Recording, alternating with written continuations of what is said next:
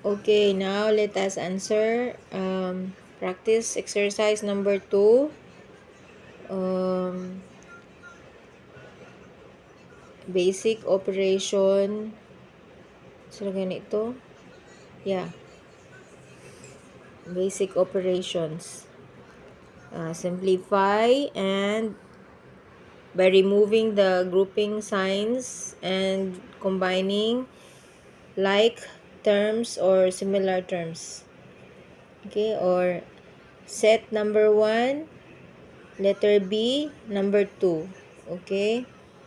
So, unsa may mga unsa ra gani itong groupings? So, una-una kini is one group ni sila kaning naay before sa minus, isa na sila ka grupo or one term. Kani pod one term. Nya kita nato diri na ay parenthesis, isa na ka symbol na siya sa grouping. Kani po dako nga parenthesis, grouping po na siya, meaning kaning tanan, kaning answer diri sa sulod i-multiply by 2. Pero bago pa ni nato mabuhat, ato sa ni i-simplify sa sulod. Tanaw sa sulod na apoy gamay nga parenthesis. Ato sa na siyang i-simplify pod. Ha? So atong pangtanggalon ng mga parenthesis or mga symbols of grouping. Unsay buhaton nato una? Distribute lang. Unahon nato ni kaning isa ka kanang first term. 3 times 3f is 9f. Okay? Tapos diri 3 times 2e is, copy the sign, 6e. Okay? Tapos minus, di man nato ni madiretso ning to kay naa pa man diri sa sulod. So di sa nato diretso, kapihon sa natong 2, tapos ato sa ni maniobrahon ng sulod. Kini. Naon sa ni nato.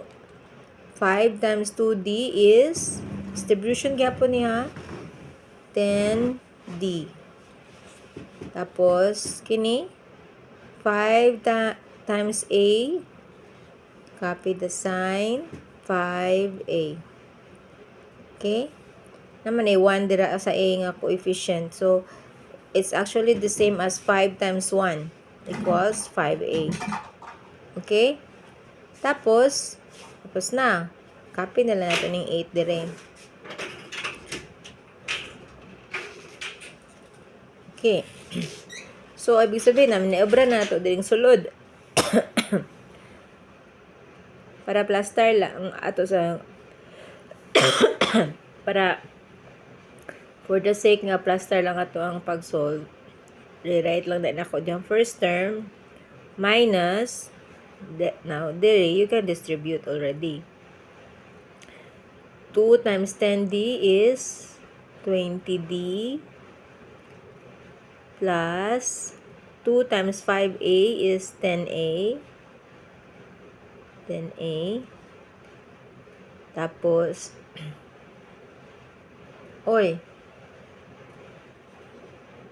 negative 2 times 10d is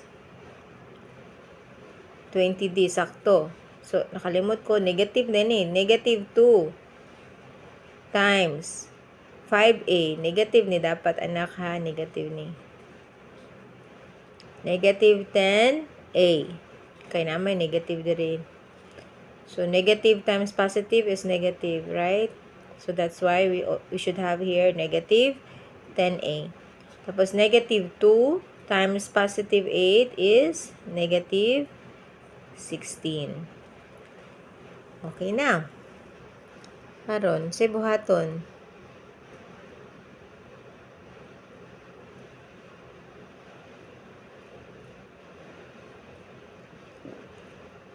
So, combining like terms, wala may like terms.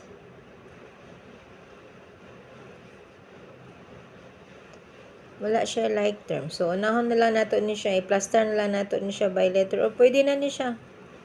Yung anira. Ang imong nabuhat is natanggal nimo ang mga parentheses. Okay, so this is your final answer.